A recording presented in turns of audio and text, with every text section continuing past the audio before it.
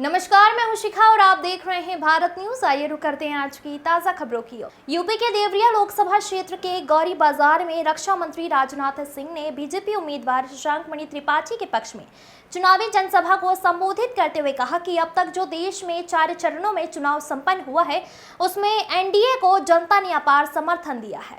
रक्षा मंत्री राजनाथ ने कहा कि जनता को आश्वासन मत दीजिए, जनता की समस्याओं का समाधान करिए। आज के राजनीति में कथनी और करनी से लोगों का विश्वास खत्म हो गया है। भारत का कद दुनिया में ऊंचा हुआ है। आज अंतर्राष्ट्रीय मंचों पर भारत बोलता है तो लोग सुनते हैं।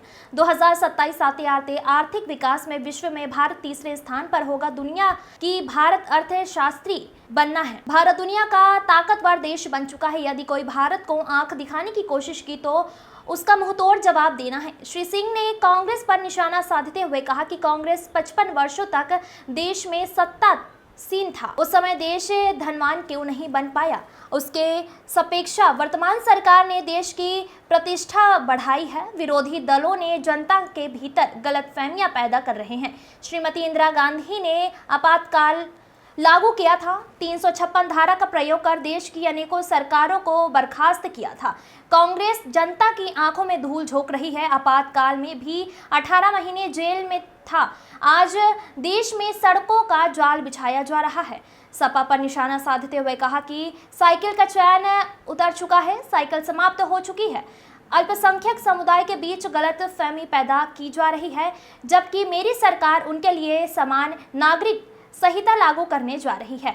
इसके पहले देश आतंकवाद की बड़ी बड़ी घटनाएं होती थी। कई बड़े बड़े अधिकारी शहीद हो गए। इन घटनाओं को कांग्रेस बर्दाश्त कर सकती है, लेकिन मेरी जरूरत पड़ी तो हम सीमा के इस पार भी और उस पार भी जाकर मार सकते हैं। श्री सिंह ने कहा, सभी गिले शिकवे आपसी मतभेदों को भूल जाएं। एक बार फिर कमल का फूल को अपना अमूल्य मत देकर एक देश को मजबूत सरकार बनाने में मदद करें।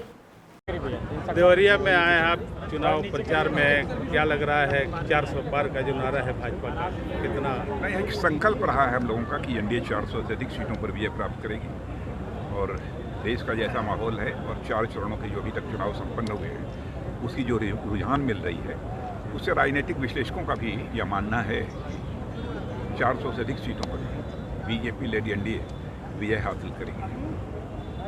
क्या देवरिया की जनता में देवरिया में हमेशा आप आते हैं? मैं पहले ही देवरिया की जनता के प्रति आभार व्यक्त करना चाहता हूं कि शशांक मणि त्रिपाठी को बिल्कुल विजय का माला पहनाने जो केजरीवाल का बयान है उसको लेके आप? नहीं, वो तो ऑलरेडी मैंने बोला है केजरीवाल के बयान वैसे ही बेबुनियाद निराधार।